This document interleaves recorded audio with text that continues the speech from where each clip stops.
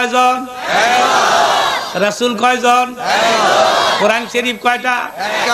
কিবলা কয়টা? हर में पकी भी अल्लाह भी।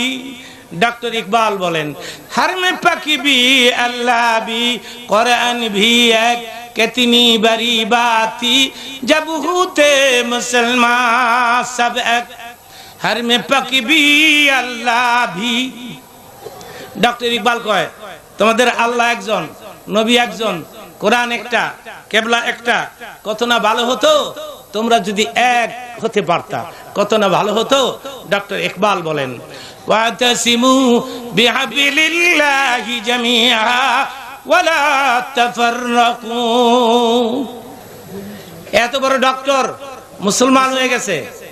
আমি গেছি অ্যাপয়েন্টমেন্ট নিয়ে, ভাবলাম আমার আবার বুকে মাঝে মধ্যে ব্যথা হয়, ভাবলাম এত বড় ডক্টর বুকটা একটু দেখাই যাই।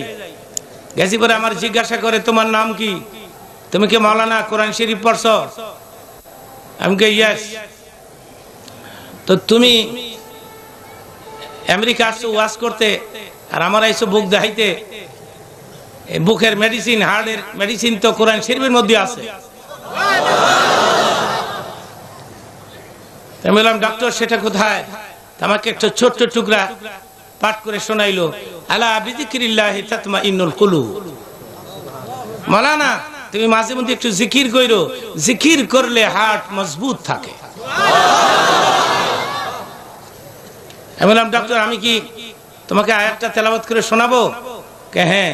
তো আমি এইভাবে শোনালাম, আলা বিযিকরিল্লাহি তাতমাইন্নুল কুলুব।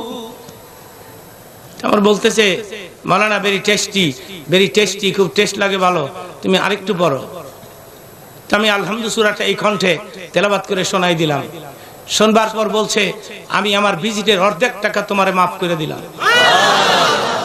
15,000 নাই।